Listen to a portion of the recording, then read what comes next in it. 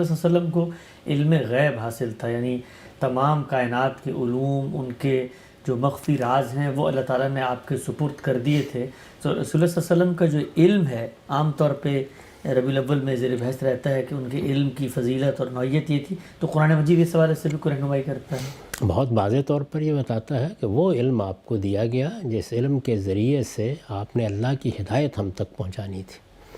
وہ علم قرآن مجید کے ذریعے سے دیا گیا، وہ اللہ تعالیٰ نے قرآن کے علاوہ بھی آپ کو دیا، وہ بصیرت عطا فرمائی کہ آپ اجتہادی معاملات میں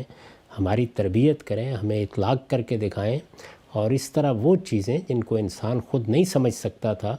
وہ سب کی سب وحی کے ذریعے سے بتا دی گئیں۔ اللہ کے پیغمبر یہ علم لے کر آئے تھے، یعنی باقی علوم کا اس سے کیا تعلق ہے؟ یہ بات قرآن نے جگہ جگہ واضح کر دی ہے۔ ہدایت کا علم،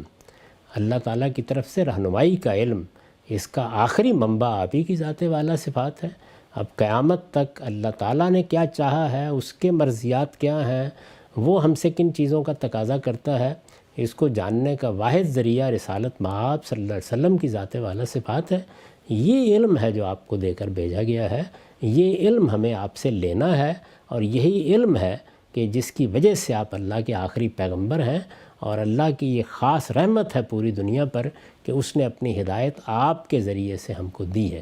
باقی علوم فنون کا اس سے کوئی تعلق نہیں، اس میں تو خود رسالت مآب صلی اللہ علیہ وسلم نے، مسلم کی روایت ہے، یہ فرمایا کہ تم عالم و بے امور دنیا کو، تم اپنے دنیا کے معاملات کو مجھ سے بہتر جانتے ہو۔